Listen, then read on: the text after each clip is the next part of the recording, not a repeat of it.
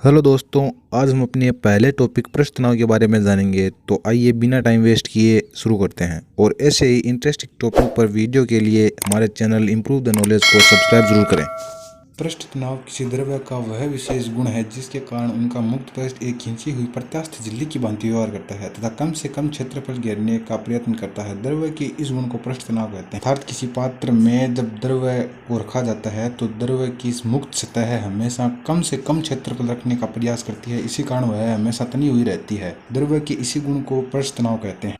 इसी कारण बारिश की बूंदें हमेशा गोलाकार होती है, क्योंकि जब वह बादलों से गिरती है तो उनका पृष्ठ तनाव अधिक होने के कारण वह हमेशा गोलाकार होती है। आपने कभी पानी की सतह पर मच्छरों को बैठे हुए जरूर देखा होगा। वो पानी की सतह पर पृष्ठ तनाव के कारण ही बैठे रहते हैं। उन्हें मारने के लिए पानी की सतह पर केरोसिन का छिड़काव किया जाता है, जिससे पानी का पृष्ठ तनाव कम हो जाता है तथा मच्छर उसमें डूबकर मर जाते हैं। मच्छरों के मरने का कारण केरोसिन नहीं होता है बल्कि पृष्ठ तनाव होता है, क्योंकि पृष्ठ तनाव कम होने के कारण मच्छर डूबकर मर जाते हैं। अगर हम इसे गणितीय रूप में लिखें तो पृष्ठ के एकांक लंबाई पर लगने वाले बल को पृष्ठ तनाव कहते हैं, अर्थात T बराबर F/L।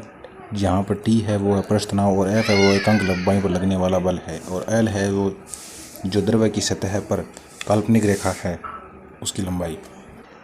पृष्ठ तनाव का मात्रक न्यूटन बटे मीटर तथा जूल बटे वर्ग मीटर होता है। कि बल का मात्रक न्यूटन होता है तथा लंबाई का मात्रक मीटर होता है, इसलिए पृष्ठ तनाव का मात्रक न्यूटन बटे मीटर होता है। तो आइए अब हम जानते हैं इसके कारण के बारे में कि क्या कारण है जिसके कारण पृष्ठ तनाव की घटना होती है।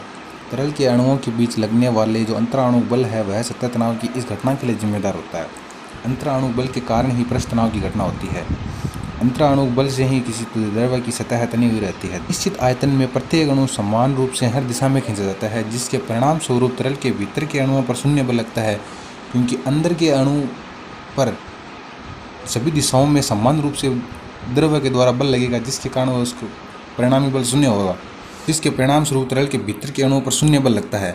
पर किनारे वाले तरल अणुओं पर केवल अंदर के अणुओं से बल लगेगा, क्योंकि बाहर की तरफ कोई बल नहीं लगेगा जिससे उस पर और इस तरह परिणामी बल शून्य नहीं होगा तथा जो बल लगेगा वही पृष्ठ तनाव कहलाता है। यह सतहों पर कुछ आंतरिक दबाव बनाता है और तरल को कम से कम क्षेत्र में अनुबंधित करने के लिए प्रयास। सतह तनाव या पृष्ठ तनाव तरल बूंदों के आकार के लिए भी जिम्मेदार होता है। हालांकि आसानी से विकृत हो जाने वाली पानी की बूंदें सतह परत के एकजुट बलों द्वारा एक गोलाकार आकार में खींच ली जाती है। परिणाम स्वरूप गुरुत्वाकर्षण सहित सभी अन्य बलों के अभाव में लगभग सभी तरल पदार्थ की बूंदें पूरी तरह से गोलाकार होती है। गोलाकार आकृति के अनुसार आवश्यक पर सतह परत के तनाव को कम से कम रखने को होता है। एग्जाम्पल है पारे की बूंद का गोल होना, बारिश की बूंद का गोल होना, और इसके लिए बेस्ट एग्जाम्पल है कि पारे की बूंद का गोल होना। अब हम देखते हैं सर्कल की बूंद के कुछ एग्जाम्पल।